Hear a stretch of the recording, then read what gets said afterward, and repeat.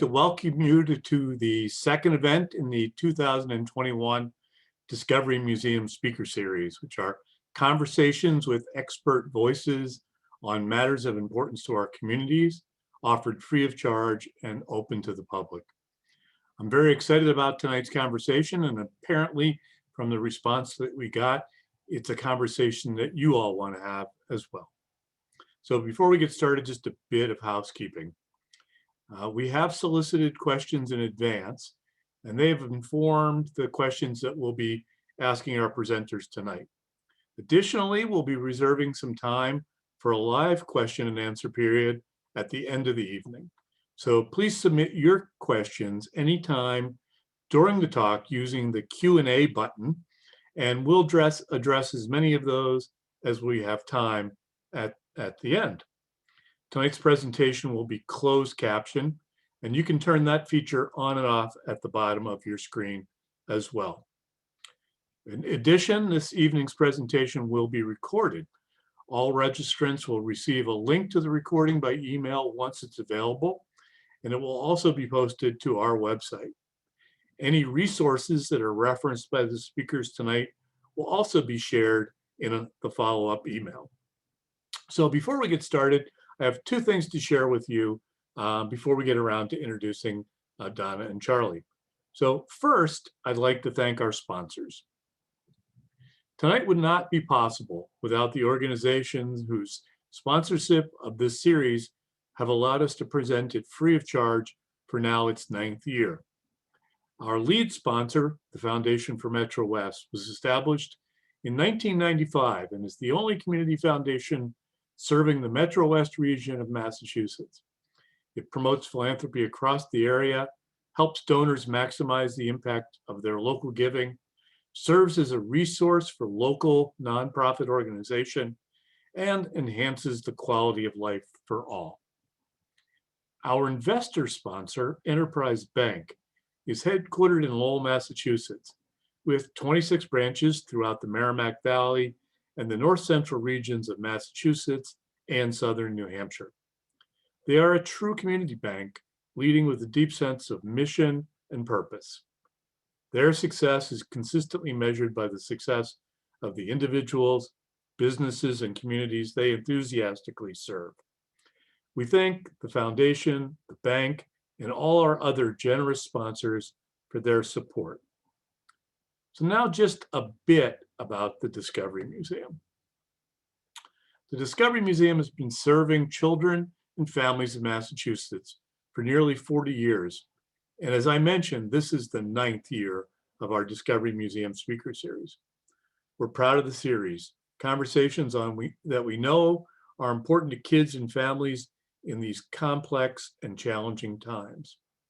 In addition to tonight's important topic, upcoming events will address identifying and confronting early pathways to addiction and dependence, the power of the messages kids receive through children's literature, supporting empowered lives for children with disabilities, and giving voice to youth in the climate change crisis.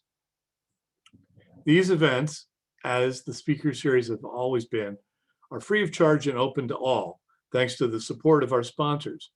So registration is open for all of these events if you want to go to our website and register for them. Now, I don't know how many of you know about our museum, but if you did, you'd know several things that are the foundation of our work.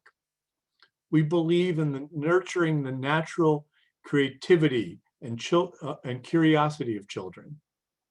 We understand the importance of kids learning alongside the adults in their lives. And that's quite a bit of what tonight will be about, by the way. And we recognize that understanding is as important as knowledge. We serve kids both in our museum and in our school classroom with hands-on STEM, which of course right now we're doing virtually. And always we prioritize access in everything we do. Even in a pandemic year, in which we were closed to the public for more than 4 months, and even now operate at just 30% of our capacity, we try to ensure that anyone who wants to visit can do so. we work to eliminate the financial, cultural, physical, and developmental barriers that can keep families from a museum experience. In a nutshell, in all we do, we stand up for kids quite proudly. Now, before we get started, tonight's presenters have asked me to provide you with a few basic facts about autism, which will help frame our conversation. So if you'll bear with me. The Centers for Disease Control and Prevention, the CDC, estimates autism's prevalence as 1 in 59 children in the United States. Now, this includes 1 in 37 boys and 1 in 151 girls. Around 1/3 of people with autism remain nonverbal. About 1/3 of people with autism have an intellectual disability. Certain medical and mental health issues frequently accompany autism. They include gastrointestinal disorders, seizures, sleep disturbances, attention deficit and hyperactivity disorder, ADHD, anxiety, and phobias. And you all may know that in 2013, the American Psychiatric Association merged 4 previously distinct diagnoses into one umbrella diagnosis of autism spectrum disorder, or ASD. Those diagnoses included autistic disorder, childhood disintegrative disorder, pervasive developmental disorder not otherwise specified, and Asperger's syndrome. So we finally gotten to the point in this evening where I get to introduce our speakers. So Donna and Charlie, if you guys can join me, I'm excited to tell people about you. We are really pleased and excited that Donna Danielewski and Charlie Washburn have accepted our invitation to share their knowledge and their experience and their expertise with us tonight. So before we get started, let me tell you a little about each of them. Donna is the Senior Director of the National Center for Accessible Media. She develops and maintains collaborative relationships with corporate and public sector partners, identifying challenges and accessibility solutions for a wide range of products and services across varying operating systems and platforms. After more than a decade in operations management in a large research firm, Donna came to the center in 2008, following deeply personal family experience with hearing loss. And her job was to build the center's consulting business. As the youngest child in a large and apparently opinionated family, and the parent of 3 teenagers, one of whom was autistic, Donna has significant experience with family relationships around disability. And she's more than happy to share it with all of us. Some of it good, some of it bad, some tear-inducingly frustrating, and the bulk of it life-alteringly beautiful. Charlie Washburn retired 3 years ago as the Vice President of Seven Hills Foundation and the Chief Operating Officer of VSA Massachusetts, now known as Open Door Arts, or ODA. ODA supports inclusion of people of all abilities in arts and culture and in schools through universal design and learning.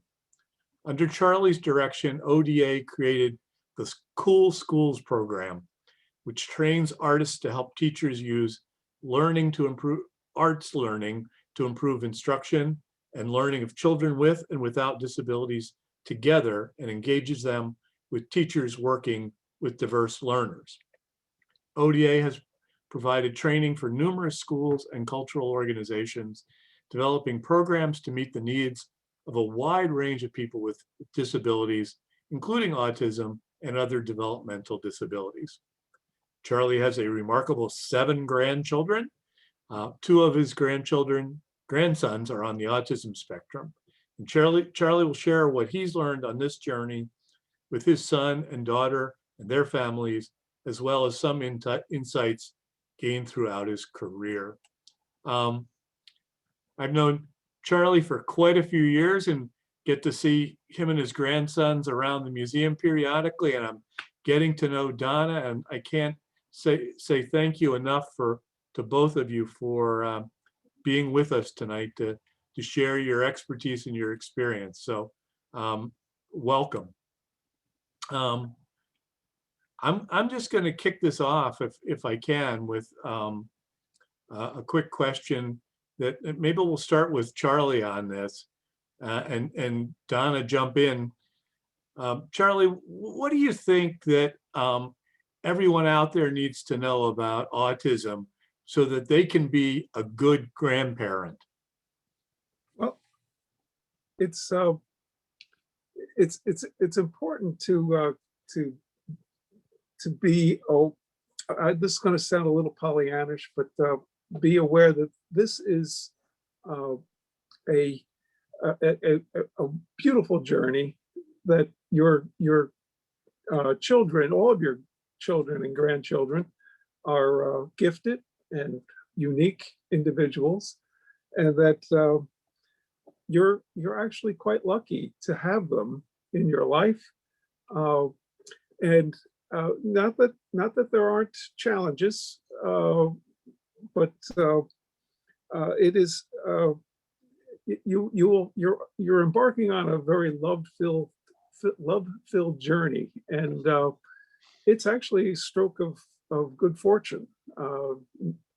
The other two things to keep in mind, that there's really no room for either guilt or shame here. This is we are all uniquely human, and the folks that we love and care for on the spectrum are really able to lead us to a deeper understanding of that axiom. So no guilt, no shame, and enjoy the ride. Charlie, I knew you were going to be really positive. Donna? I'm not going to be positive. First, I want to thank you for having me today. This conversation and the preparatory conversations leading up to it have been really wonderful and informative, and I'm grateful for the chance to share my story. As Neil mentioned, I have 3 children. I have 2 college-age children, and I have a son who is almost 17, who has what was originally diagnosed as Asperger's, but now is ASD.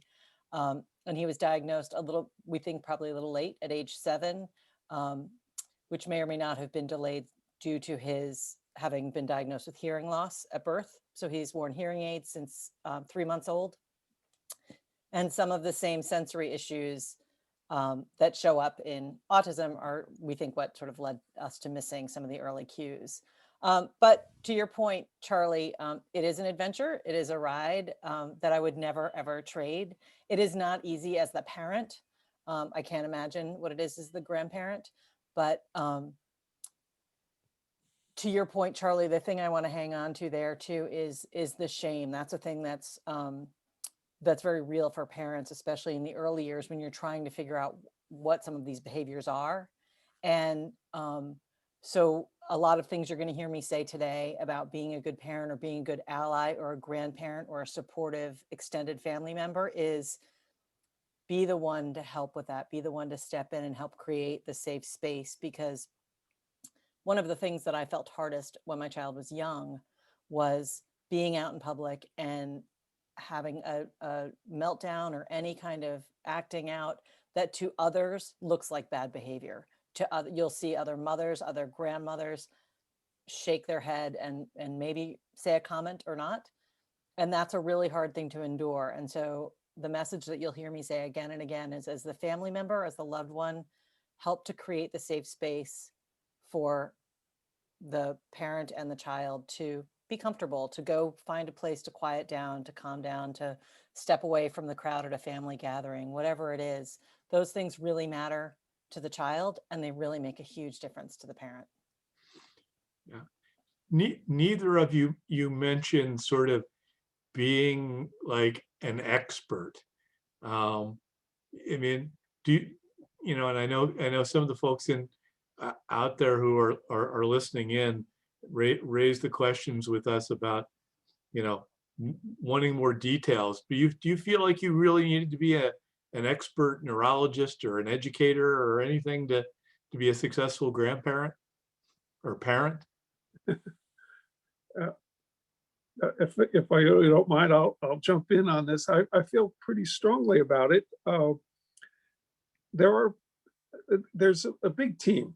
You've got if you have a diagnosis, you've got a neurologist on that team. You'll have special educators when you're school aged or early intervention folks, and everybody's got a lot of important roles to play. And I'm not saying that you don't need to learn about how the brain works and what autism is and the social constructs around it in particular, but the you're not the role that a grandparent is expected to play is very different from all that, and it emanates from your role, your job as a parent.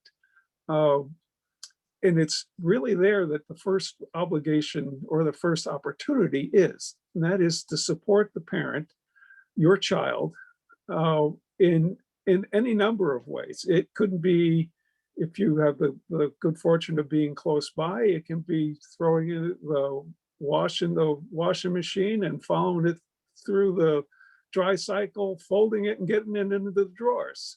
It doesn't have to do with neurology.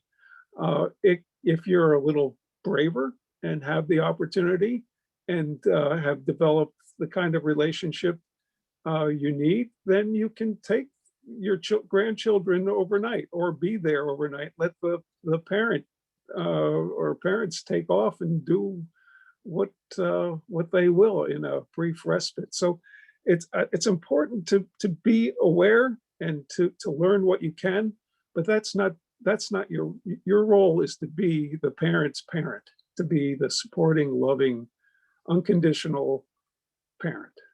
And I would add to that also, sometimes your role is to bite your tongue. I mean, that's a real thing. Is sometimes it's not advice or expertise.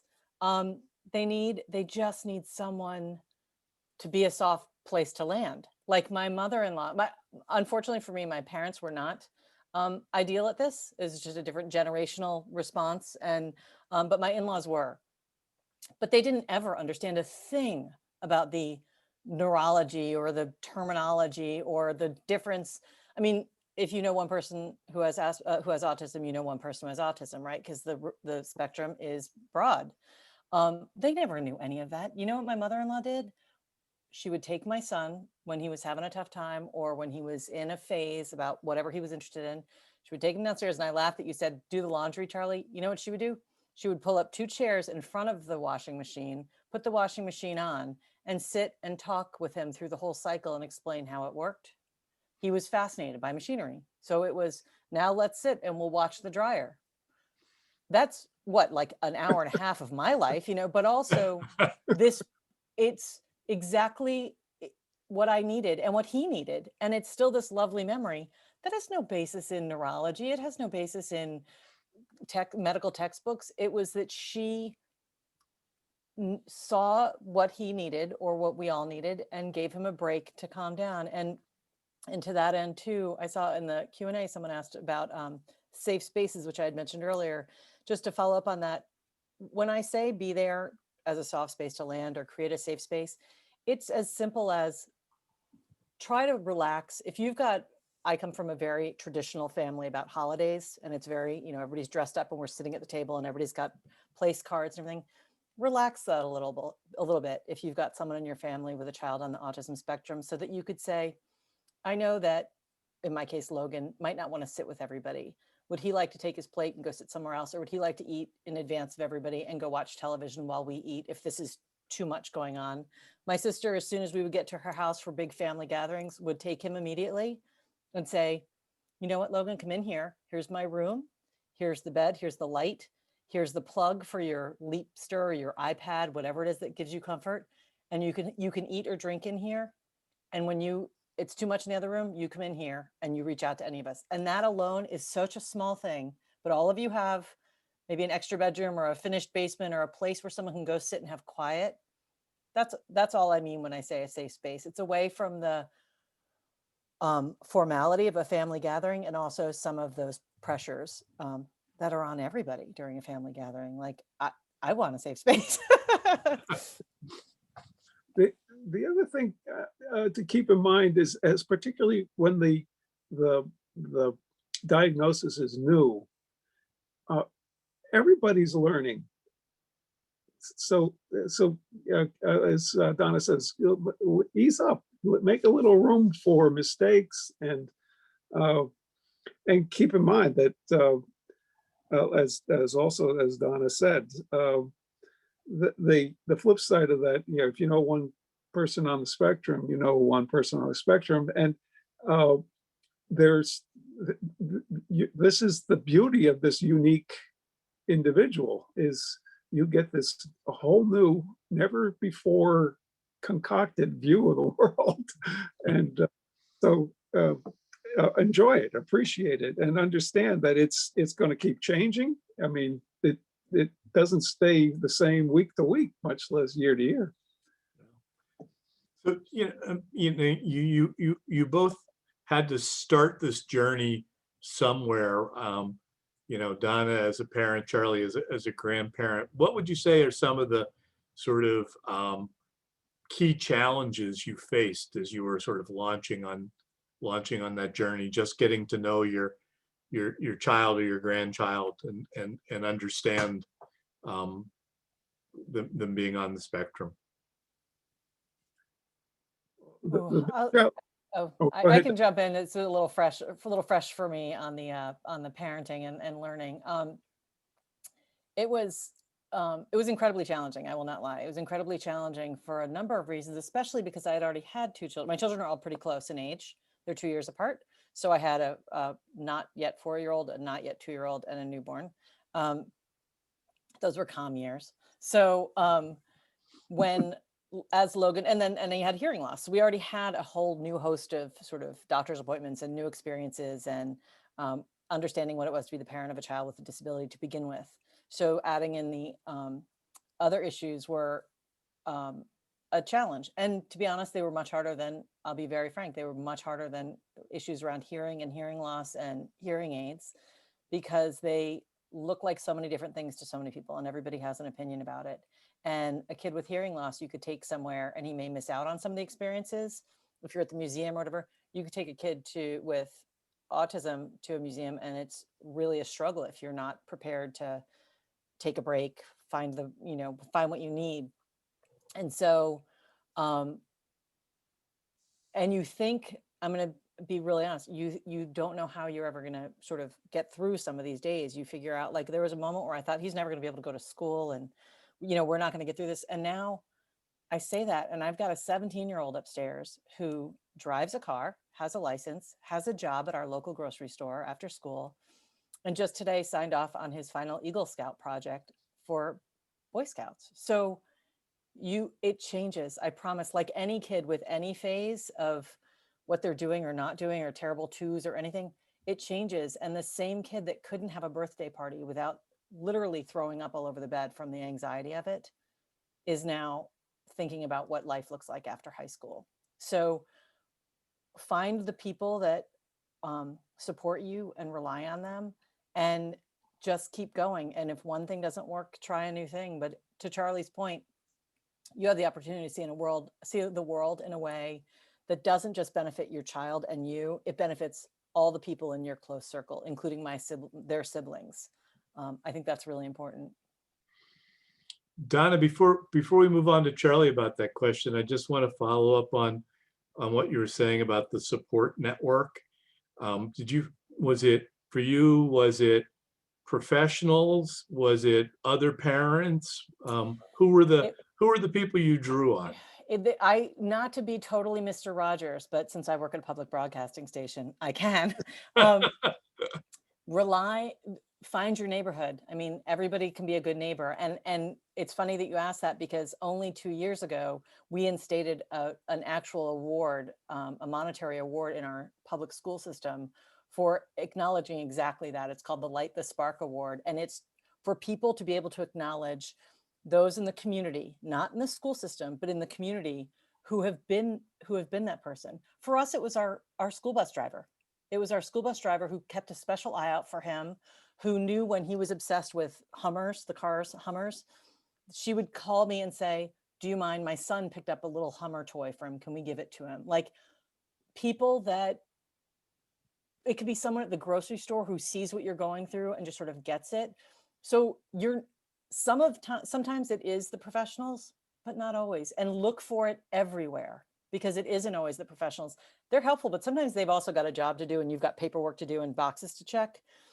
It can be, for me, it was the CCD teacher when I said, there is no way, when he's diagnosed, there's no way we're going to make it through First Communion and reconciliation. He was in second grade at the time. And I said, we can't do this. Maybe this. And they said, we will get him through. And he did all of his sacraments. Oh, so look for them everywhere, because they're in the places you least expect it. And be open to that, because unfortunately, if you look for them in only the traditional places, sometimes, which is your own family network, they might not be there. And that was the case for me, not aggressively negatively, but they just couldn't be there to support me the way that I needed. So it was the bus driver. I like the Mr. Rogers reference to the helpers. Yeah, we had a whole series on that last couple of years ago. Charlie, how about you? What do you see as sort of the sort of initial challenges? The thing that caught me up, that I had to really wrestle with, was around behaviors. I don't fashion myself as a particularly strict parent, although my children might disagree. But if I said, don't do something, and I said it a second time, I wouldn't want to be saying it a third time. And I had to really I had to learn that approach just is useless. That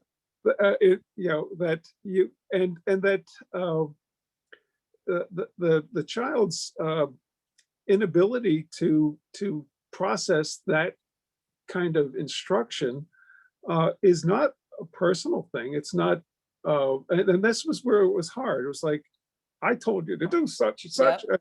Yep. Well, forget it, Papa.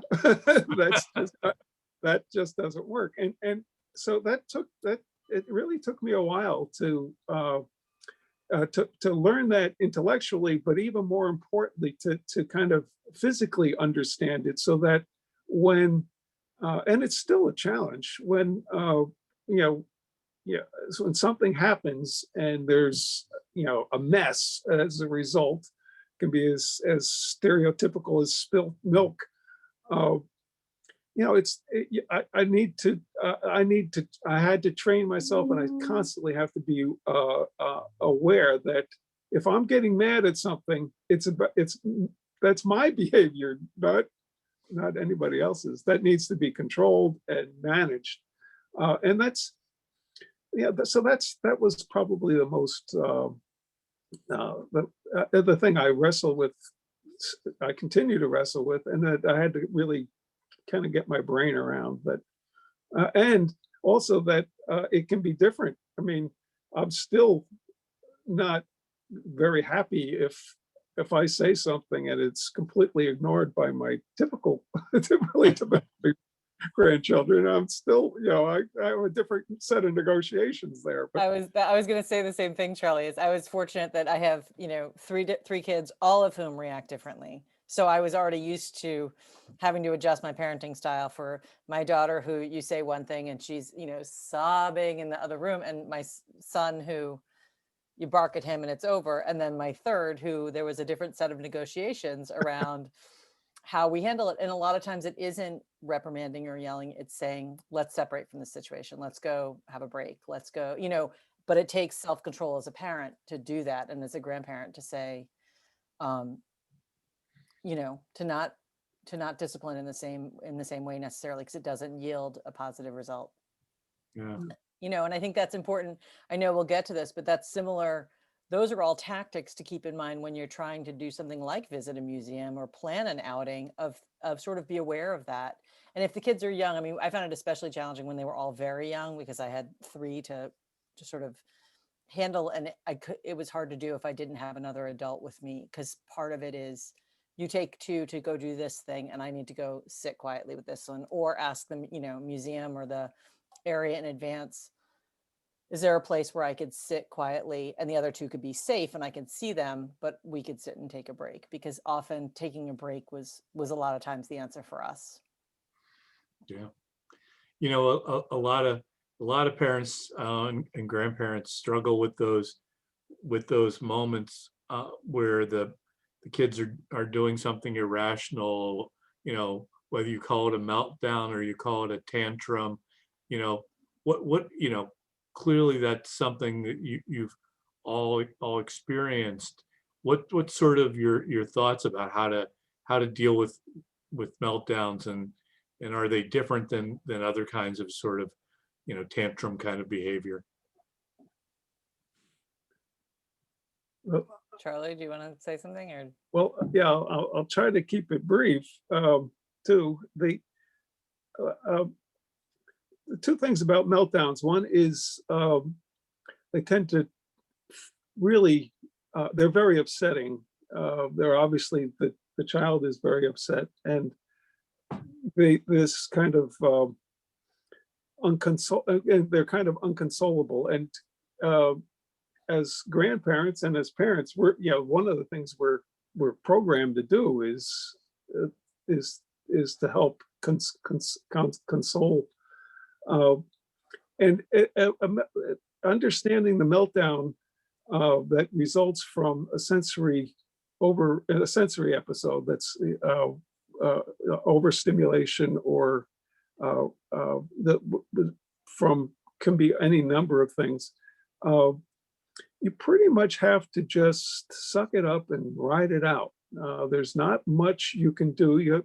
It's if there's a safety issue, then you have to kind of deal with that. But basically, you have to ride it out, and know that it will run its course. The thing that is helpful is to, as it's going on, try to understand how you got there, or how your child got there, because understanding what happens right before can help you anticipate it and avoid the circumstance. And this really can only come with experience, but being mindful about that is important, and it's important to do at a time when it's very hard to do it. And it's very different. You'll come to understand it's very different than the manipulative tantrum that, I want a cookie and I'm going to scream until I get it.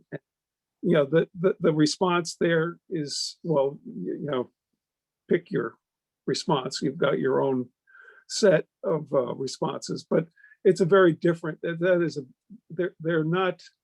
They look similar, but they're not really anywhere near the same thing. Agreed. And I would say,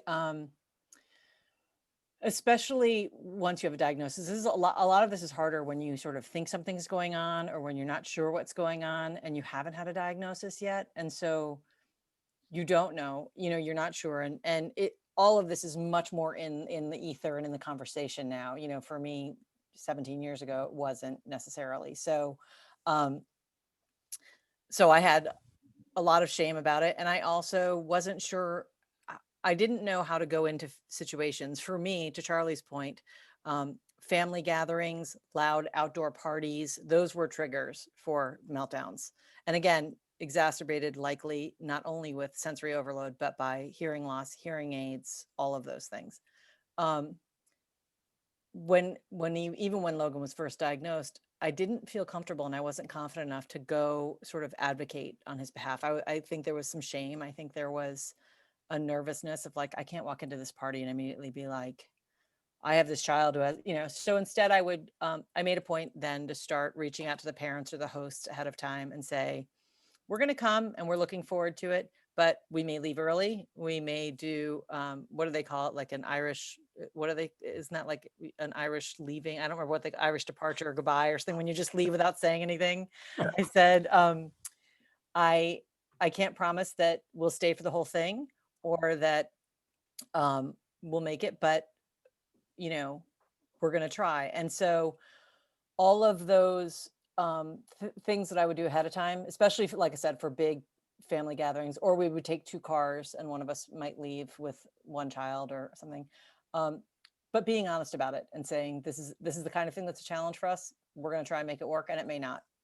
And people appreciate that. I didn't realize it till too late. There was a lot of sticky family gatherings where it was, you know, problematic. And the other thing, I don't know, Charlie, the situation with your grandsons, but for mine in particular, he did not want to be touched when, in general, he's not a big hugger. He's not a big, you know, cuddler. When he was having any kind of a meltdown, especially, he did not want, you know, your natural inclination with any kid is to hold them till they're done crying, to sort of go to them. And it's really difficult for that not to be the solution.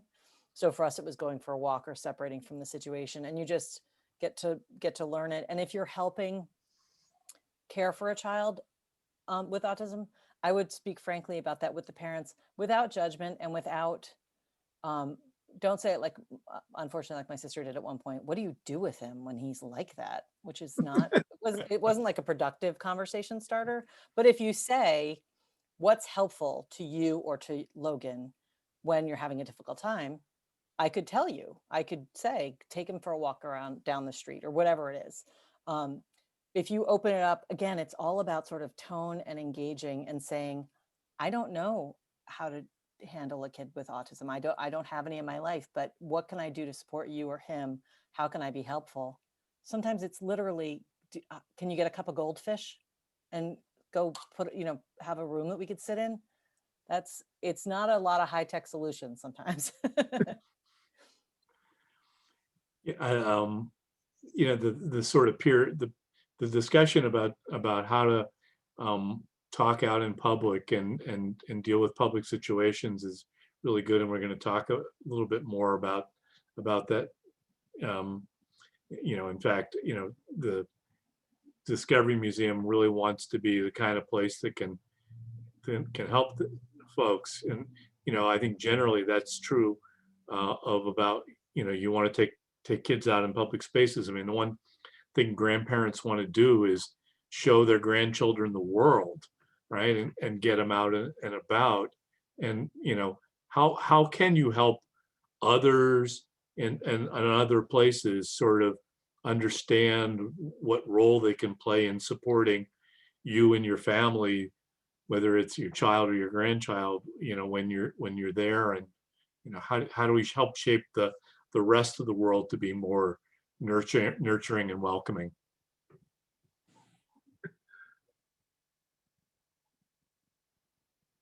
I think what I would suggest, and again, this goes to, it's a muscle you need to develop, is being confident enough to ask. As a parent, as a caregiver, don't hesitate to call ahead. Like, I still do this now, and I don't always think to, but I just did it recently with a restaurant that had sort of a tricky menu, and I called ahead and said, can you just, you know, I'm going to come in shortly. We're going to be celebrating something. Can you make something very plain, like plain chicken fingers and fries? And they said, oh yeah, we have a kids menu. And I said, well, this kid is taller than my husband. So don't, please, like, could you also not make an eyeball when I order that? And I said, he has a limited diet. He's on a spectrum. And they said, oh, immediately they were fantastic. And they said, of course, we want you to have. So people genuinely want to help. They need some guidance sometimes. And so it may be calling the museum ahead of time, or calling and saying, do you have a place? First of all, the first question I would ask, and I say this really honestly, is, can you tell me what to do if I get there and I realize upon walking in and paying that I can't stay, that there's a meltdown happening, or that I can't handle this, or that there's something loud going on, and I need to leave? Can I use my tickets another day? Can I come back? Can I take a rain check? And then if it goes well and we're in, is there a place where I could take a break, sit down, have some quiet? Is there a place where I could sit and have some quiet with this child while the other children still do something within, you know, my line of vision? I think all of those things, if you know there's particular triggers for your child, like really loud noises, really bright lights, for me, it was some of the planetarium shows, the Museum of Science were problematic. Sort of ask in advance, are there things you could do, or coordinate with your partner or whoever you're going with, and try and troubleshoot around that so that you're prepared. Because the best plan is one that you sort of have and like I said, you may ask, what do I do if I can't make it through the whole experience? Is there a place for me to sit? Can I bring my own food or snack, especially if the child is on a limited diet? Or, is there a place where we could sit and have, like I said, goldfish and water, whatever it is. And for some of them, for us, the Discovery Museum really worked because of its size and its feeling. And I was really grateful for that. Some other larger museums did not, and also if they're further, you have to think about what you're asking of that child before you even get there. Is it the morning and everybody getting ready and whatever issues around getting the whole family out of the house? And then there may be public transportation. So by the time we would get to a museum that was downtown, we'd already used up a lot of our bandwidth. So those are all things that I would suggest about keeping in mind. Start small. And if your child, I know this is the case with Asperger's, I don't know about other autism spectrum disorders, but kids tend to really perseverate on a thing. Like for Logan, it was grandfather clocks, or it was Hummers for a really long time. That's also a museum. We took him to the Hummer dealership. We went to the clock. It doesn't have to be. Yeah. It's not Disney. We could never do Disney, but we could do the car dealership. That's a perfect outing. It's an hour long and you go get an ice cream. That's enough for anyone. So those are just some of my flexible, those are my life-saving tips for having done this. Well, you said two things in there that stick with me, which, one, the sort of the classic know before you go, to really understand, what the environment you're going to, and what it's going to be like and how it works for your kid. But then, also the time and effort to sort of think about and understand and sort of document for yourselves the particular aspects of your child. And I don't know if either of you have strategies for parents or grandparents to sort of gather that information. Do they, is it just going to come to them, or do they need to keep journals? What's a strategy to help understand the differences of your particular kid? Well, I do keep a journal. I think I'm probably the only one who reads it, but it's very useful that way. I think that I like to think of it as a kind of team thing. And as a grandparent, you've got a lot of special roles. You've got so you're the grandparent of that child, but you're also the grandparent of their siblings, and you're also the grandparent of all their cousins. Well, you don't have to be able to field the whole soccer team to have that group become a bit of a force to reckon with in the community. If you don't go downtown first, but you navigate the backyard play set, and then you go to the playground, and once you get, the kids are really pretty good at being with one another, and so that would be the kind of thing I would say is you master those resources you've got as the grandparent, and you're also the parent of the aunts and uncles. And if you see something that could be helpful, say something. Make a suggestion. Well, why don't you think about letting one cousin come over and spend the afternoon, or what? whatever it is. I mean, it's hard to come up with good examples because everything will be so unique.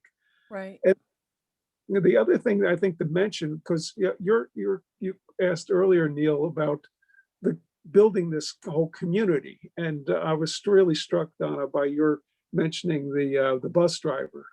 Uh, so I think, and there's organizations that really stress this. Autism Speaks in particular. There's a role for grandparents in our communities that we're elders. Sometimes we get kicked to the curb, maybe, but we also get some certain amount of respect. We do have some experience that can help us be effective. And I think it's advocating for a broader view and more awareness around this marvelous aspect of who we are as a human community is really important. You do it at the church. At church, you do it at you're invited to buy books at the book fair, so you go and you talk to the other parents and you be in this community and take the opportunities you have to advocate. A parent who's whether you're actually going to end up going to X museum or not, take 10 minutes and call ahead and say, what if I came and what would happen? And you've at least laid some seeds so that the next person that calls is going to have the benefit of having somebody on the phone who's at least thought about it before. Right. So those are take those opportunities. And right, I agree, Charlie, and I think it's really important to, I can't stress enough the role of siblings. They know that kid better than anyone, and my other two are really good at keeping me from being overprotective and or limiting the opportunities that Logan has, because they know what he can handle and not. So they're good advocates, but also teach them. I mean, to Charlie's point, become the helper in the neighborhood and in the community. If your kids know what it is to sort of go through these experiences, when you're out and about and you see a kid having a hard time, they know how they're better equipped to sort of help out or to lend a hand or to offer to take that kid to go play or go do something. And that's where you really see it. That's where you really see something unfold that's quite beautiful. But again, to your original question, Neil, asking as many people as possible. Like, these kids don't come with a roadmap. I mean, nobody does, right? But ask the parents, ask the siblings, what's a helpful thing for whatever it is, whether it's for going out, to play, or whether it's is there a particular bedtime thing? Is there a particular snack that will sort of calm things down? The place that I can't really speak, and I don't know, Charlie, if you can, but there's a whole different set of circumstances around sort of safety. And there's kids that bolt, and there's kids that, I was lucky I didn't have too much of that, but I did have, the hearing loss makes it a little bit more complicated too. So that I don't have advice for, and I wouldn't pretend, because that's a very serious issue. But I think, like I said, asking and being flexible. I mean, the way that it calms everybody down, including the siblings, including the other people you're with, if you say at the outset, this may work for us, and it may be great, and we may have to leave, or we may have to stop or call it early, but at least we'll know if we got 50% down the path today, maybe next time we make it 100%. But that way, each time you're learning, and to Charlie's point, the people around you at the museum, at the space, at the playground, whatever, are also learning from your experience. You said something there that just struck me as, I would be really bad at this. You talked about sort of managing your expectations. I was always the kind of person when I took my kids someplace, they needed to do X, Y, and Z, and we weren't leaving until they did X, Y, and Z. And if you've got that kind of attitude, it sounds like you really need to park it at the door. You really need to park it. And you also sort of need to tell the grandparents or the extended family the same thing, because that's just a recipe for disaster. And that's, again, like I said, for us, there's certain places that were just too big to sort of to handle, but that I never felt like we missed out. We had fantastic other experiences. Um, and similarly, this does not just exist for cultural institutions. This is about everything. This is about family pressure in all of its various forms, beautiful, complex, rich families like mine and others. Um, I felt like, for example, um, my Logan didn't ever want to have a birthday party. He didn't want 20 kids at our house ever for any reason. And as he was getting older, I kept feeling like he should do something. We would always do one friend and have ice cream or do something. And the one year I absolutely caved to what I felt like was social pressure and, uh, you know, elementary school pressure, whatever. And I threw a birthday party. And it is the one moment of my life that I look back with the most regret, because I turned into someone I didn't even recognize, who was yelling at him to stop, hiding, and to thank these children for it was awful. It was horrible. And I learned a lot from it. But it was a moment where I stopped listening to my kid and I stopped listening to my instinct. And I listened to, I could only imagine what people go through now, young parents, right, with social media and all of that. Thank God that wasn't my situation. But having that courage to say, I know my kid and I know myself, and we want to enjoy this, so we're going to enjoy it our way, it's a totally okay way to do it. And I hope more people can feel empowered, including grandparents and other caregivers who are understandably scared. Yeah. Although you both are doing a good job of helping reducing fear tonight. Just to return a little bit to the question about public spaces, I know, Charlie, you've taken a look at what the Discovery Museum has done in terms of, our story guide and our sensory map, and as a hopefully as a way of helping people know a little bit before they go. I mean, did you want to talk about that? Yeah, would be a good time to do a quick walkthrough of what a lot of places will call their social story. Uh, a theater will introduce the characters and the plot, and explain when the scary parts are going to be, so they can be anticipated. But your sensory, your map, not your map, the welcome preparation this is a particularly useful tool. What's beautiful about this is it's everybody can use this, and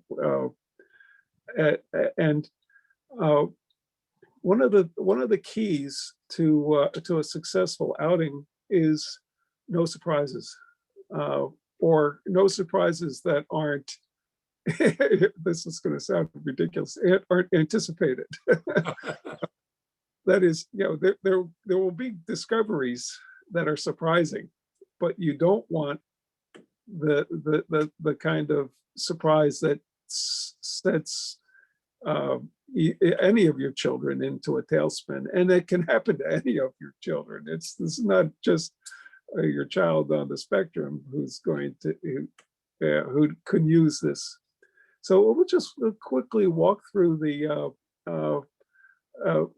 this is orients you to how you're going to get in. And in this case, they're going to talk a bit about the wearing masks, and to anticipate that Bessie is going to be out front, and decide now if you want to get up there and climb up on Bessie or not.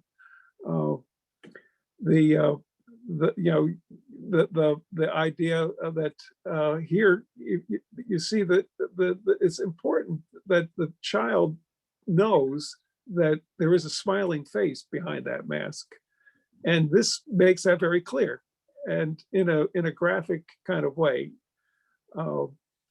and that they are expected to wear a mask as well, or this will orient you to where you pay. And the next slide, I think, says something about the social distancing. We skipped right past. There was noise reducing headphones in this Sometimes children will do well to just be in the space and not have quite the same volume of the audiology, the audio. Turn the audio down. This can be very helpful for that.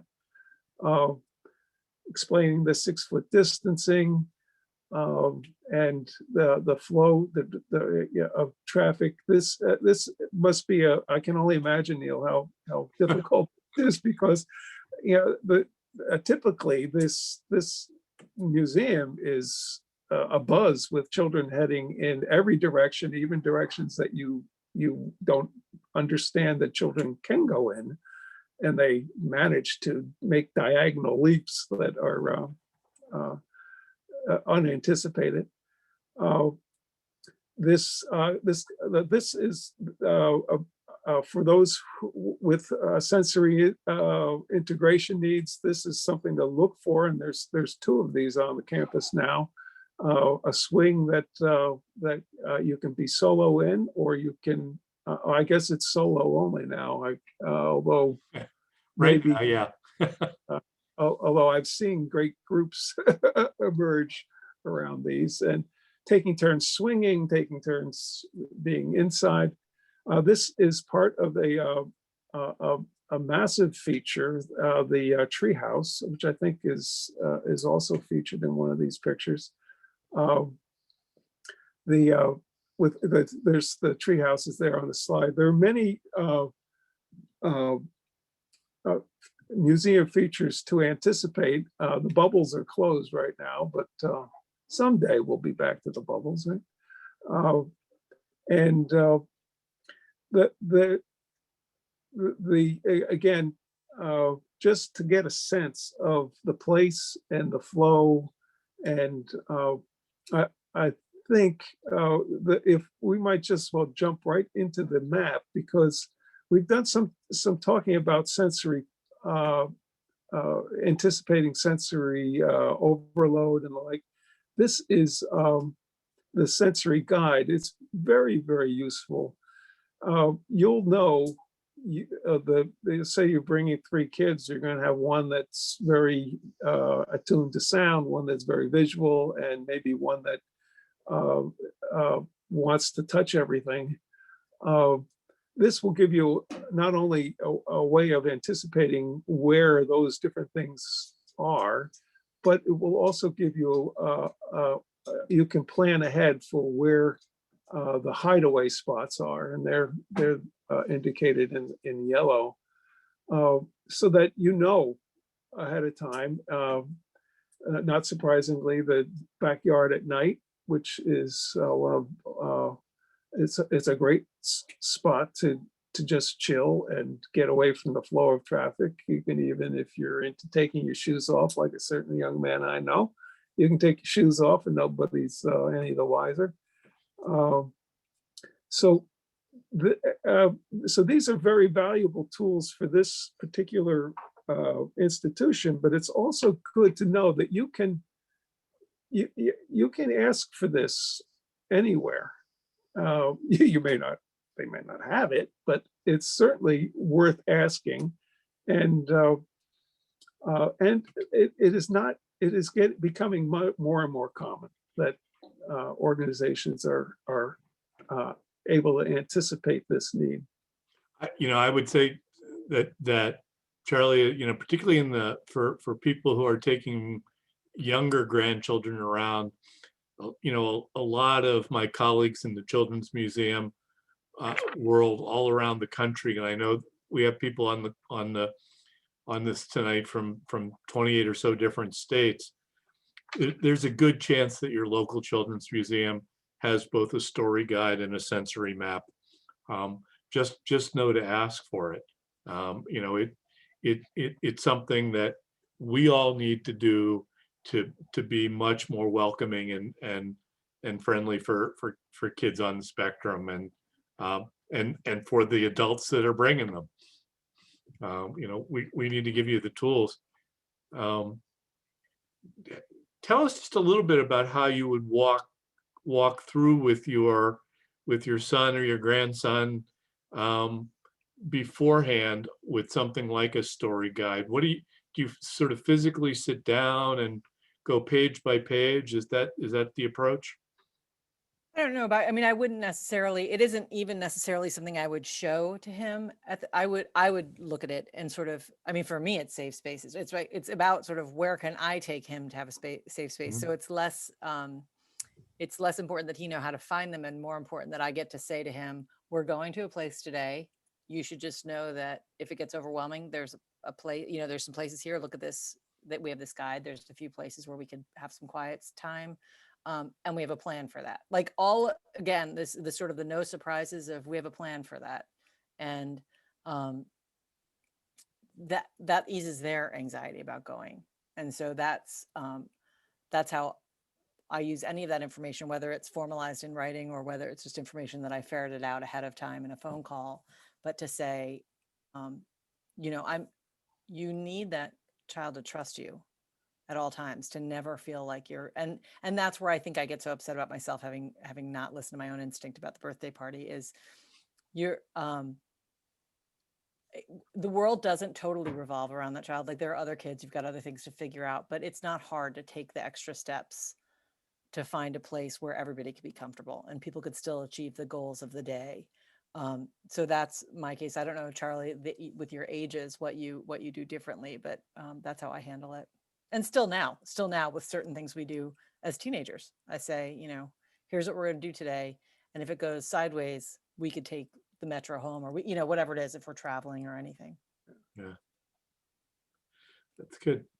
So if you guys are ready, this we have a bunch of questions from folks out there watching the webinar. So I would before then, I just want to say one more thing, and this goes to, I was thinking about this when you were talking, when I was looking at the map and looking at different instances there. And the one thing I want to reiterate is for grandparents and caregivers and extended family who want to do more with these kids and to take them places and are scared. And the playground, maybe they've conquered the playground. There, again, like I said about, you know, the car dealership, look for sort of opportunities to practice in all different places. For us, it was, we weren't sure how the aquarium would go. So we went to look at the fish tank at the local Chinese restaurant that had a big koi pond. And that was like a thing, you know, or Bass Pro Shops. I know that sounds silly, but Bass Pro Shops has a million opportunities to be a mini science museum. And nobody is going to judge you if you walk in and out of there, you know? So it's all, there's a lot of opportunities to practice things that you might be nervous for if you're paying for them. And that's just a real fact of life. If you're taking, especially if you're taking more than one child, you're looking at an outing that might be 4 or 5 tickets and you want to feel more confident before you do that. There's a lot of different ways in your own communities to practice some of these outings. well, you know, that's great, you know, Donna, because you actually answered one of the questions that we got in advance, which was, you know, what are the best venues and environments to spark learning for kids? And basically what you're saying is it could be anywhere. It could be anywhere. For me, the obvious one, I mean, I'm an English major, you know, for me, it was always, of course, I'll take my children to the public library. It was not the easiest place for this child in particular, who had no sense of his own volume. It was just a very stressful thing. So that wasn't our first place. But yeah, it's look for, you know, I don't live far from Patriots Place where there's plenty of nature trails to walk outside. There's whatever it is, that's mini versions of museums are all around you and sort of practice. I mean, that's really. Yeah, I mean, the learning there is broader than sort of a content learning. You know, you're talking about life skill and adaptation and familiarity. Those are important things for kids to learn. And seeing what that kid is into, what that kid gets absorbed by. Is it sensory play, or is that absolutely not the thing? Is it not to shove your hands in water and play? You know, once you have a better feel, then you'll be able to judge reactions, because some of it is just learning those experiences. Right. Okay, so now we're going to jump into these questions. Going back to the question of parents, any more tips you might have for how grandparents can take care of and support the parents who are exhausted and wary of having any more children? Man, that's the question, you know? Oof. Uh, the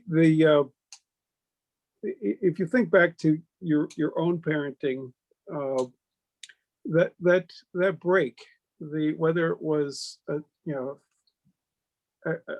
chance to go and get a cup of coffee and read the newspaper in a coffee shop by yourself, or whatever it was, just so creating a little bit of me time for the frontline parents is probably one of the best things you can do. Whether it's go take a yoga class, we can, whatever storm happens in these 2 hours, nobody's going to get permanently injured, and you'll come back and be able to say namaste, and whatever it is, it can be almost anything. Uh, Also being there may be something like the beach. All families, a lot of families will want to go to the beach in the summertime, and there's probably no place on earth where there isn't more going on and more different kinds of needs. So being able to double team the kids, and so that the beach can be successful for everybody. Just being an extra pair of hands is very Yes, very wow. but what I would say, I agree with all those things, and I always, whenever you talk, Charlie, I think of how lucky, how absolutely fortunate your children and your grandchildren are to have you in their lives. The thing I would say first, as a potential caregiver or a grandparent who's going to take these kids out, is build the trust with your own children. Don't wrestle with, like, I feel like a lot of the extended family adults in our lives would sort of wrestle with us about what they knew was best, or whether, and that's not particularly helpful. I want to be able to trust you. So I want you to just hear me. I want, when I say this is a thing that doesn't work for this kid, or please don't do this with this child, I know that you've raised all your own children. I know that you've seen my other kids. I get it. This one's different. And when you wrestle with me or debate with me, I don't feel safe leaving. So as a result, we never had a break. We never had people with whom we felt safe leaving our kids, because I didn't trust that they would hear me about this one. Because in my case, fortunately, unfortunately, my son has a hearing loss and hearing aids. So has a disability, but he isn't totally deaf. So people think like he's fine. He has Asperger's and presents very well now that he's older. So he doesn't necessarily appear disabled enough. And that was the case as a child. And so there was a lot of, he's fine, you're overreacting. And that doesn't make me feel safe to leave him with you. I want you to say, I understand. And I don't, and I think it's hard, certain generations, especially my parents' generation, to say, to resist the urge to say, oh, I know, everybody has a diagnosis now. Or in my day, we didn't get to have picky eaters. We couldn't afford those kinds of things. Are not only not particularly helpful in building sort of relationships, but they're really not helpful if you want to actually provide your child with a break. You need them to trust you that you're going to handle their kid the way they need that kid handled, to feel safe, Yeah. to go have coffee or yoga. That's really what you want. Right. That's a really a good point, Don, about laying that whole base of trust and understanding, and seeing it from the parent's perspective, and not forming your own opinion. I worry about that. It's absolutely generational. Exactly. Like there's no way I could have sort of talked my parents out of having that reaction. So I just knew that we always said we shopped at a different store with them, that we would go do different things with them, but they wouldn't be the people that we would ask in this case, because they would tell me, he's fine, you're overreacting, you don't need to do that, I'll feed him what I'm going to feed him. And it was like, that's just exhausting already. Yeah. Like, I'm exhausted about it now, thinking about it 10 years ago. Yeah. One of the things to keep in mind in that it goes back to the notion I had with that you're the parent of the parents. You're not the parent here. Grandparent is not equal to parenting in this case. And one of the tricks is you're going to form opinions. There's just no, but I think it'd be good advice to share, to not share your opinions until and unless they're asked for. You might ask questions, you might make suggestions, but if you've got a strong opinion and about something that's coming from your own life experience, you could be wrong. and you need to know that, and you need to know that it's and your child could be wrong. Well, you were wrong too a lot of times when you were raised. Making mistakes is the parents. I don't want to make it. Prerogative. That's where I was going, but it's not really like that. It's just it comes free with the territory, and it's not a malicious thing. You make decisions as a parent that you think are the best, and sometimes you get it right, and sometimes you have to adjust. The grandparent's role is to say, "Good job trying, and how can I help? Is there anything?" And not say, "Well, you should have done it this way." Well, that's not true. The parent is doing it the way it should be done, even when it's not working right. Or they're doing the best they know how to do at that Yeah. moment. Like, and as parents, I would say, it's also really important to look for the magic in the places that you least expect it. As I said, my parents often said the wrong thing or would not be supportive in the way that I needed. But then there were these lovely moments of magic that had I not been looking for them, or had I discarded the whole relationship or said, we can't see you for these period of years because it's too difficult, I would have missed out. And one of them is, as I mentioned, my son was obsessed with clocks for a long time. And we did clock museums, and we did, he got clocks for his birthday. My father, who absolutely does not have a lexicon for any of these things and is very old school about his perceptions of disability and all of these things, took his own grandfather clock, loaded it on his truck, and drove it to my house from North Carolina to Massachusetts, where it sits. I have to keep muting it on the hour because it sits in that room, and that's Logan's for whenever he moves out. That's his now for life.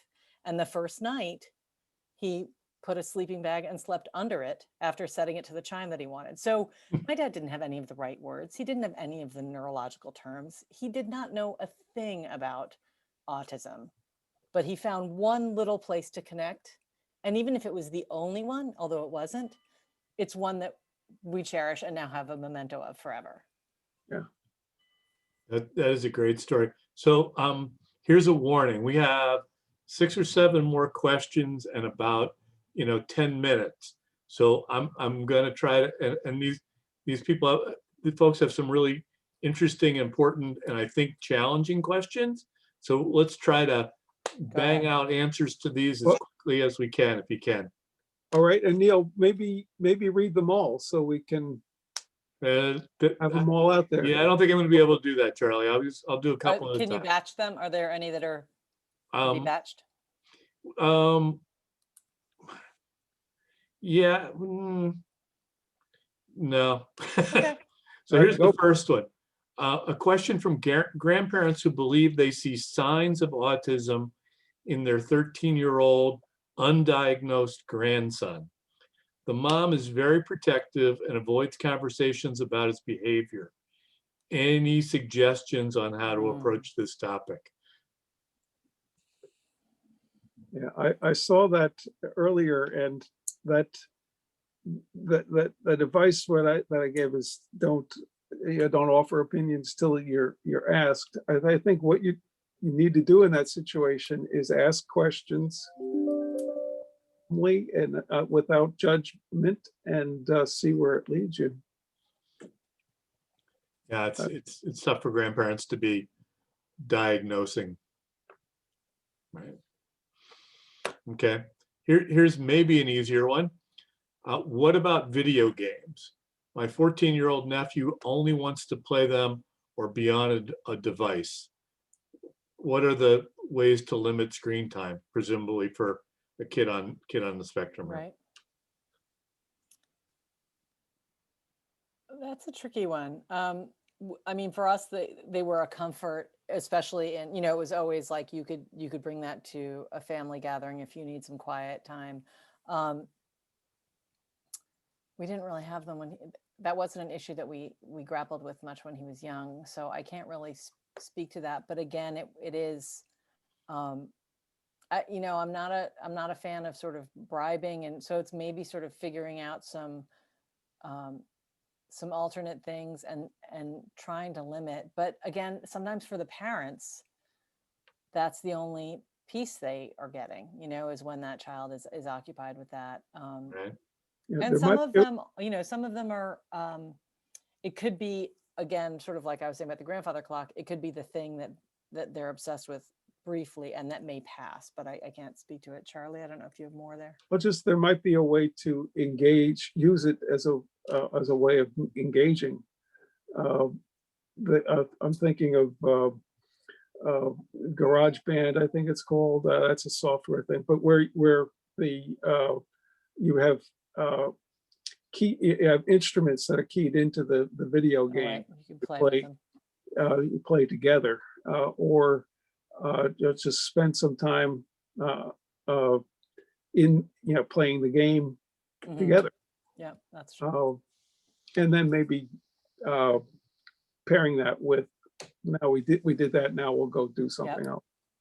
We have some resources from some earlier speaker series about folks who talked about a little bit about this topic generically for all children about limiting screen time. Mhm. And so what we'll do to help on this is I'll go back and look at some of the resources we had, and they'll be part of the attachments.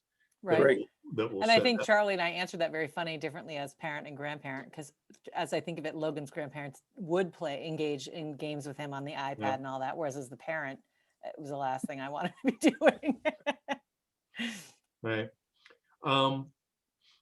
So here's a question that I will read, and this is verbatim.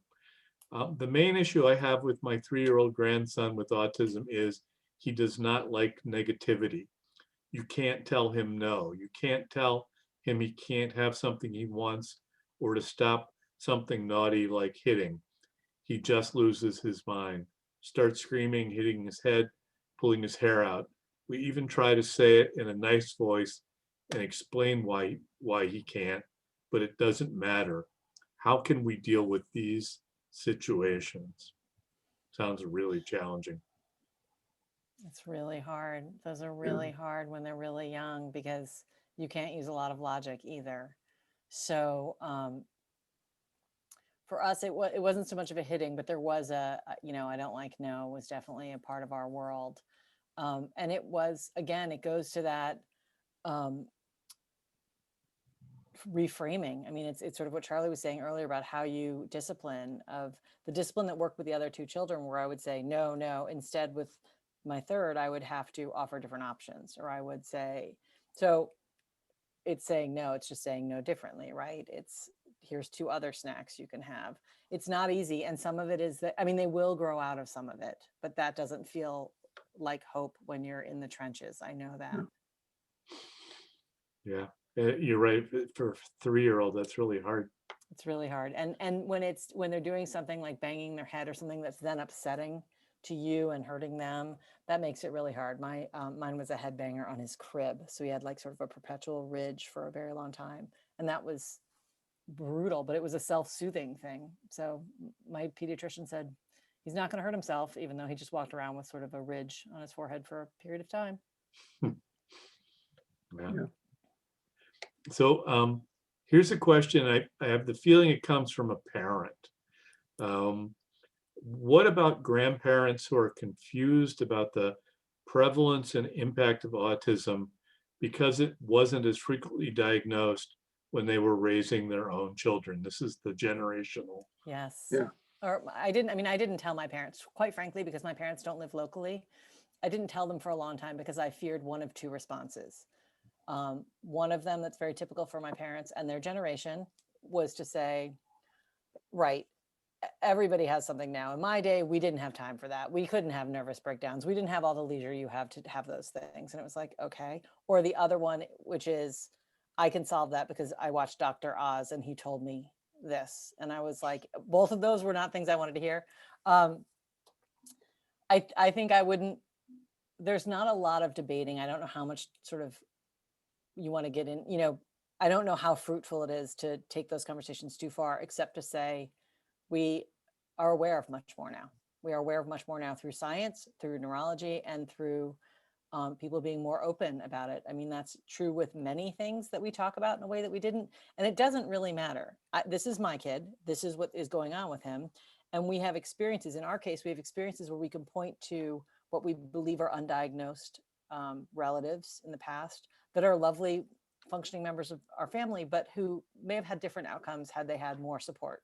So at any rate, it doesn't really matter who's diagnosed, who's not diagnosed, whether you think this is a valid diagnosis, whether you agree with the diagnosis, whether people were diagnosed more or less in your day. The point is, this is this child, and we're trying to do all we can to support him. And we would love you to be a part of that so that we can all have the best experience of that child that's possible. That's, I feel like, the only way out when you're getting into that conversation. Yeah, the child is the child, and he or she's needs are their needs. Yeah. That's good. One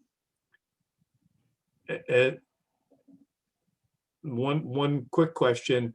Are there any recommendations for books to share with kids about having empathy for an autistic friend?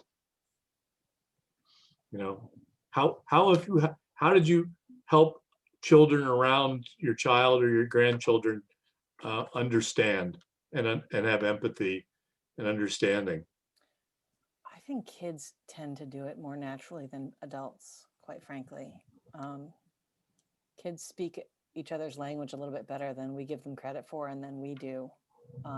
But I'm trying to think of, I'll have to follow up if you send out, when you're sending out information, if I have particular books that were useful for me during our journey.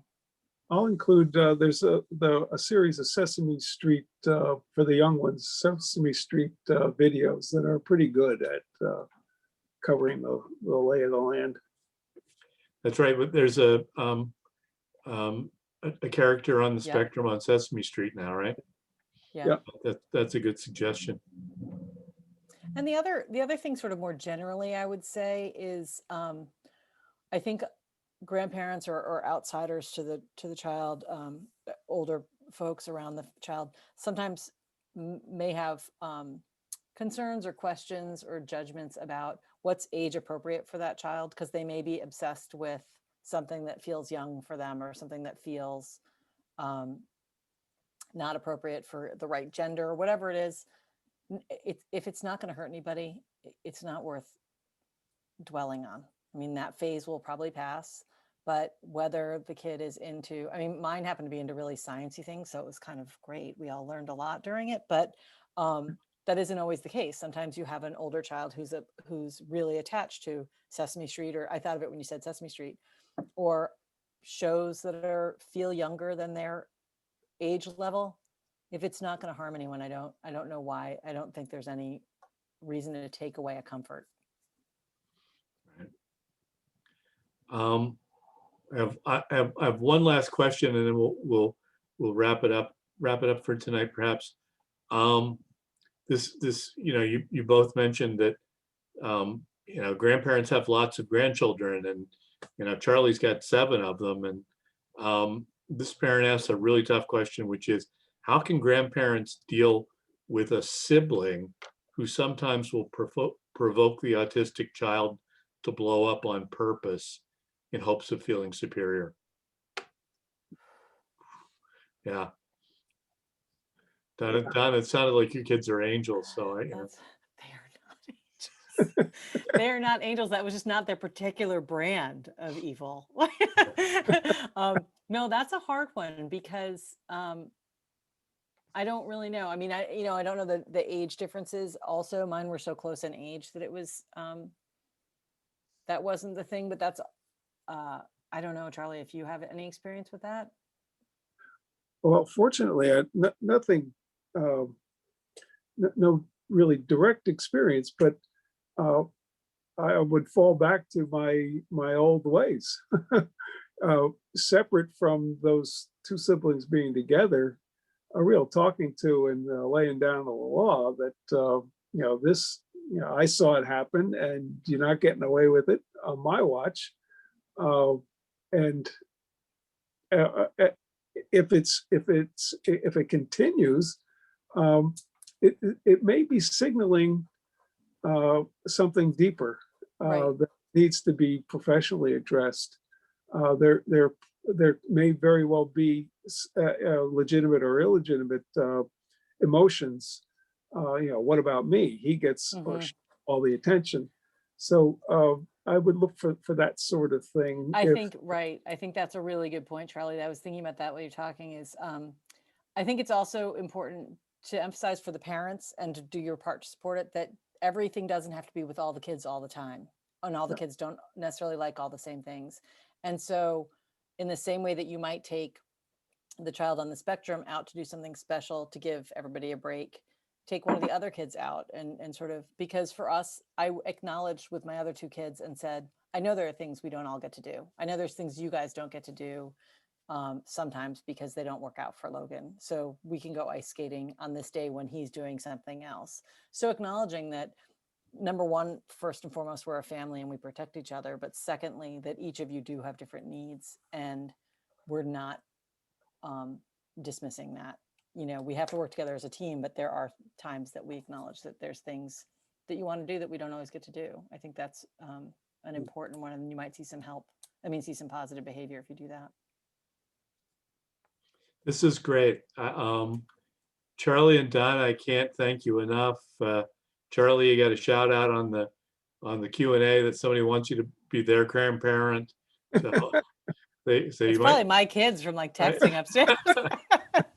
So now you're gonna go from 7 to at least 8, Charlie.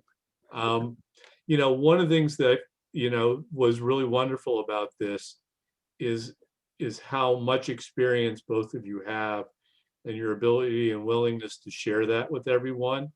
And it makes for a really sort of meaningful evening to hear folks that have done what you have all done and are now in a good position to talk about it and to share it with folks. And I can't thank you enough for your willingness to do that on behalf of all the people out there who are listening in. So I thank you very much for the opportunity. It's a joy to participate. It's a joy to do anything to support the museum, but more importantly, it's a joy to have a forum to be honest about these things that, while they're happening to you in the trenches, are really hard and really filled with shame and all those things. So I hope to show that I'm someone that sort of came through the other side of it, but I could talk about the parts that still sting, yeah, exactly. Next year. Charlie, we look forward to seeing you at the museum soon. Can't wait. That's great. So all the folks out there who joined in tonight, thank you and good night. Night. Thank you. Thanks.